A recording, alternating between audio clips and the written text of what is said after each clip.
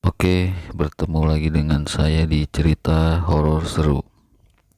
Kali ini saya akan bercerita tentang orang tua yang menjadikan anaknya tumbal hanya karena terjerat hutang. Oke, kita langsung masuk aja ke ceritanya. Sesungguhnya kemiskinan yang menimpa hidup manusia adalah bagian dari cobaan dan ujian. Karena itu, kita tidak perlu merasa sedih dan putus asa. Yang terpenting adalah menghadapinya dengan penuh kesabaran dan tetap berikhtiar atau berusaha melalui jalan yang diridhoi oleh Tuhan.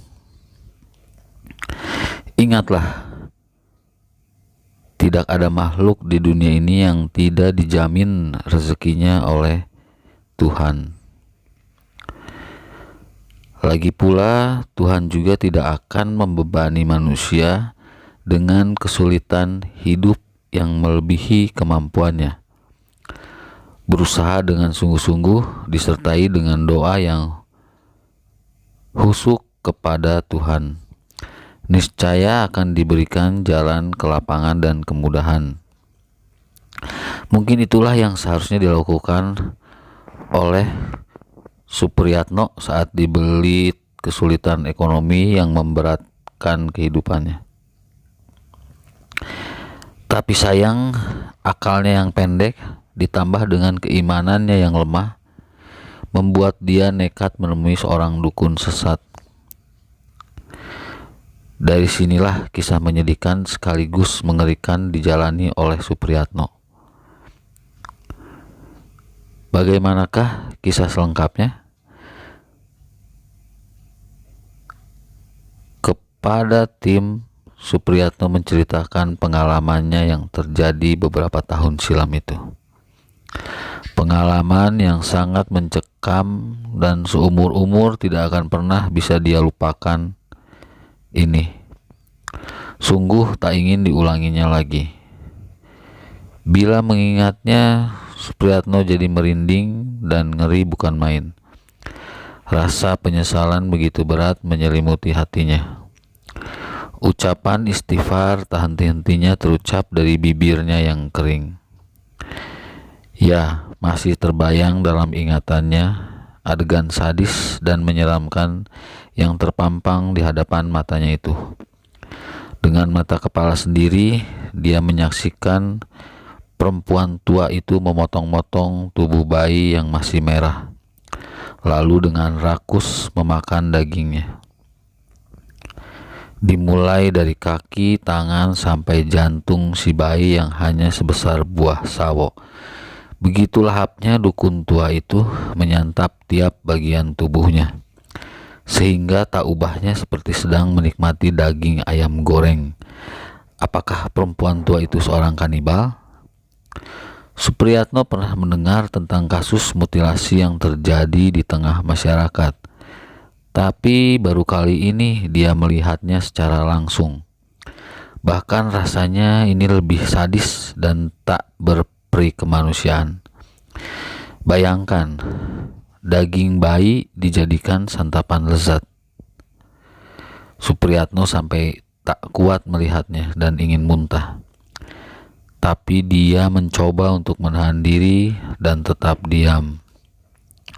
Dia hanya bisa menelan rasa jijik itu. Tiba-tiba sebuah perasaan bersalah dan berdosa menghujami dadanya. Dia sadar apa yang telah diperbuatnya ini telah melanggar hukum negara. Lebih dari itu, mengingkari norma agama yang dianutnya. Tapi apa boleh buat, sebuah tuntutan atau lebih tepatnya keterdesakan membuat dia tak punya pilihan lain. Hutangnya yang menumpuk dan telah jatuh tempo harus segera dia lunasi.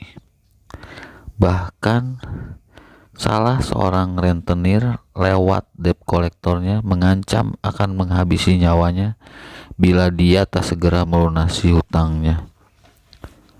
Dalam keadaan bingung, kacau, putus asa dan tertekan, Supriyatno kemudian lari kepada seorang dukun sakti yang konon bisa membantu kesulitannya.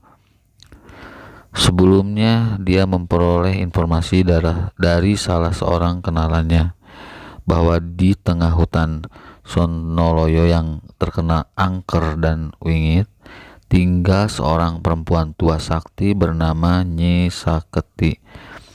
Konon siapa saja yang bertemu dengannya dan meminta bantuannya maka bakal dikabulkan,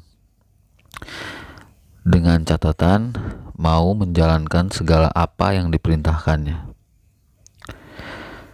Setelah menempuh perjalanan yang sangat berat dan melelahkan, akhirnya Supriyatno berhasil bertemu Nyai Saketi. Perempuan tua itu tinggal sendirian di sebuah gubuk reot di tengah hutan. Begitu sampai di hadapannya, Supriyatno langsung mengutarakan maksud kedatangannya. Nyai Saketi mengangguk-angguk. Dia lalu mengemukakan sebuah syarat kepada Supriyatno untuk membawakan bayi merah yang masih hidup atau baru saja mati. Bayi itu nantinya akan dijadikan tumbal untuk memenuhi permintaan Supriyatno. Sebenarnya sangat berat bagi Supriyatno memenuhi permintaan itu. Tapi karena tak ada pilihan lain, akhirnya dia menyanggupi. Dia lalu kembali ke kota dan berusaha mencari bayi seperti yang diminta Nyai Saketi. Agar memudahkan usahanya, Supriyatno hilir mudik di sekitar rumah sakit bersalin. Sempat ada niat untuk menculik bayi yang baru dilahirkan biar lebih cepat, tapi dia mengurungkan niatnya. Dia takut ketahuan dan dipenjara. Lagi pula kasihan orang tua si bayi. Secara kebetulan di sebuah klinik bersalin ada seorang ibu melahirkan bayinya dan bayinya pun mati. Dengan pura-pura sebagai kerabatnya, Supriyatno mengambil bayi yang telah meninggal itu. Dia membungkus bayi itu dengan kain dan memasukkannya ke dalam tas. Pikirnya orang tua sang bayi tidak akan begitu kehilangan sebab bayinya sudah meninggal. Lagi pula Nyai Saketi sendiri tak keberatan menerima bayi yang sudah meninggal. Saat itu Supriyatno merasa tidak bersalah. Dia kembali ke gubuk Nyai Saketi dan menyerahkan mayat bayi yang baru berusia beberapa jam itu. Tadinya Supriyatno berpikir mayat bayi itu hanya akan dijadikan sesajen dan kemudian dikubur. Tapi apa yang terjadi kemudian sungguh membuat Supriyatno terkejut, tertegun, sekaligus ngeri. Bayangkan, tanpa banyak kata, Nyai Saketi memotong-motong tubuh bayi yang masih merah itu dan memakan tiap potongannya seperti layaknya memakan ayam goreng. Perut Supriyatno jadi mual dan enek, tapi dia hanya bisa terdiam dan tak berusaha mencegah perbuatan Nyai Saketi. Tampak mulut Nyai Saketi berlumuran darah. Mungkin karena sudah kekenyangan, Nyai Saketi pun tidak memakan semua tubuh sang bayi. Dia hanya memakan tangan, kaki, dan jantungnya. Selebihnya, dia meminta Supriyatno untuk mengubur jasad sang bayi. Dengan tangan gemetar dan perasaan bercampur aduk tak karuan, Supriyatno akhirnya mengubur tubuh mungil itu. Dia masih belum mengerti apa maksud dari tindakan Nyai Saketi dengan memakan mayat bayi. Ya, Supriyatno hanya bisa memendam perasaan tidak mengerti itu dalam hatinya. Dia mencoba tak memusingkan hal itu. Yang lebih penting adalah realisasi dari janji Nyai Saketi yang akan membantu kesulitan hidupnya. Lalu, bagaimana dengan permintaan saya, Nyai? Tanya Supriyatno, memberanikan diri. Pulanglah. Apa yang kamu inginkan sudah terpenuhi. Hutang-hutangmu bakal lunas dan kamu akan mendapatkan kekayaan, jawab Nyai Saketi. Supriyatno sempat bingung dan tak mengerti. Tapi akhirnya dia pulang juga ke rumah. Dan ketika sampai di rumah, dia sangat terkejut mendengar kabar menggembirakan dari sang istri. Syukur kepada Tuhan, Mas, aku sudah dapat hadiah 100 juta rupiah dari sebuah undian. Wah, hutang-hutang kita bakal bisa dilunasi semua. Kita tak jadi gembel jalanan, seru Haryati, girang bukan main. Supriyatno jadi tersenyum senang. Dia yakin rezeki nomplok yang diterima keluarganya ini merupakan buah dari kesaktian Nyai Saketi. Dukun sakti itu benar-benar ampuh. Belum lama dia memberikan tumbal mayat bayi, permintaannya langsung terkabul. Tapi Supriyatno tak ingin menceritakannya kepada istrinya. Biar ini menjadi rahasia pribadinya saja. Yang penting istri dan anak-anaknya hidup bahagia.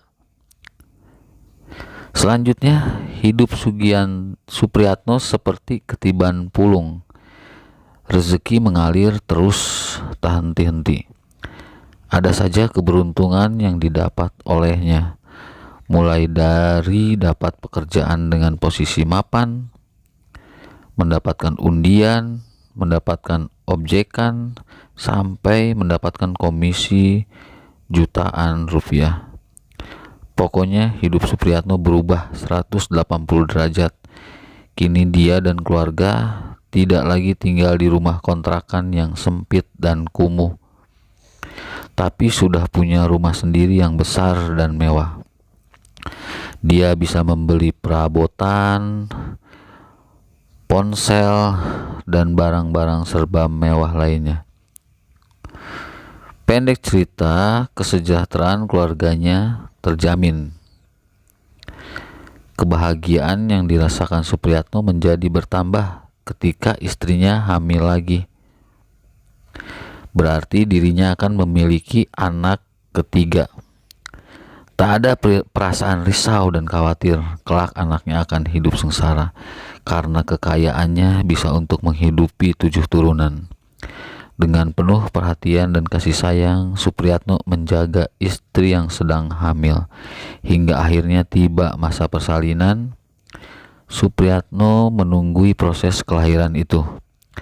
Namun, betapa terkejut dan terpukul batinnya saat anak yang ditunggu telah lahir. Wujudnya sungguh sangat memprihatinkan dan mengerikan. Selain tidak memiliki kedua tangan dan kaki, jantung bayi juga mengalami kelainan. Tak terbayangkan betapa syok, sedih, dan terpukul Supriyatno mendapati anaknya yang cacat itu. Tiba-tiba Supriyatno teringat dengan Nyai Saketi. Jangan-jangan apa yang terjadi ini buah dari perbuatan Nyai Saketi dulu yang pernah memakan mayat bayi. Sesungguhnya tumbal yang dimaksud Nyai Saketi tak lain adalah anaknya sendiri. Tidak terima dengan kenyataan ini, Supriyatno segera ke hutan Sonoloyo untuk mencari Nyai Saketi. Selain ingin meminta bantuan memulihkan keadaan bayinya, Supriyatno juga berharap Nyai Saketi menarik syarat tumbalnya. Tapi sesampainya di tengah hutan, Supriyatno tak mendapati gubuk milik Nyai Saketi. Wanita tua itu seperti lenyap di telan bumi.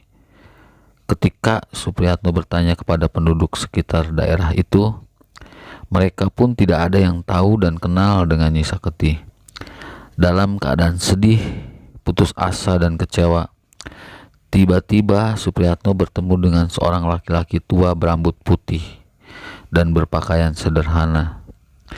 Orang tua itu sepertinya bisa membaca kesusahan hati Supriyatno. Ketahuilah nak, sesungguhnya Nyi Saketi yang pernah kamu temui itu bukanlah manusia. Dia adalah penjelmaan setan. Dia tak pernah berusaha membantu kesulitanmu, melainkan justru ingin menghancurkan dan menjerumuskan hidupmu. Mumpung belum terlambat, kembalilah kepada Tuhan dan bertobatlah. Gantungkan sepenuh hidupmu kepada Tuhan, niscaya kamu dan keluargamu akan selamat dunia maupun akhirat. Setelah memberikan ujangan, orang tua yang arif dan bijaksana itu kemudian pergi. Seperti mendapatkan kesadaran baru, Supriyatno tiba-tiba menangis terseguk-seguk. Dia menyadari bahwa semua yang terjadi ini adalah buah dari kesalahannya sendiri. Supriyatno segera bersujud dan memohon ampun kepada Tuhan. Dia berjanji tidak akan mengulangi perbuatan sesatnya lagi. Dia akan berusaha menghapus dosa-dosanya dengan banyak melakukan amal kebajikan. Meski terasa pedih dan berat, Supriyatno berusaha menerima kenyataan pahit ini. Dia akan tetap merawat dan memelihara anaknya yang cacat, karena bagaimanapun anak itu adalah amanah dari Tuhan. Supriyatno lalu mengajak keluarganya untuk lebih menekuni sholat dan ibadah yang disyariatkan agama. Dia tidak peduli kekayaan akan habis guna mengobati dan merawat anaknya yang cacat. Baginya harta duniawi sudah tidak ada artinya lagi, karena semua itu tidak akan dibawa bila dirinya mati. Setelah berjalan 2 tahun, anaknya yang cacat itu dipanggil Yang Maha Kuasa. Meski terasa sedih dan berat, namun Supriyatno mengikhlaskannya. Mungkin itu lebih baik daripada anaknya harus menderita bila tumbuh dewasa. Dia sendiri tidak menyesal bila hidup keluarganya kembali jatuh miskin seperti dulu. Dia menerima dengan penuh keikhlasan. Dia justru merasa bahagia dan tenang dengan keadaannya yang sekarang. Karena dalam keadaan hidup yang pas-pasan, dia bisa lebih mendekatkan dirinya kepada Tuhan. Supriyatno kini berubah menjadi orang yang rajin dan tekun beribadah. Bila kemudian dia berkenan menceritakannya pengalaman ini kepada kita, semata untuk memperingatkan dan menjadikan pelajaran agar kita semua tidak mengikuti jalan sesat yang pernah ditempuhnya dahulu. Oke, sampai di sini cerita dan pengalaman Bapak Supriyatno. Semoga dapat bermanfaat dan menjadi peringatan serta pelajaran bagi kita semua. Terima kasih, sampai bertemu di cerita horor seru lainnya. Terima kasih.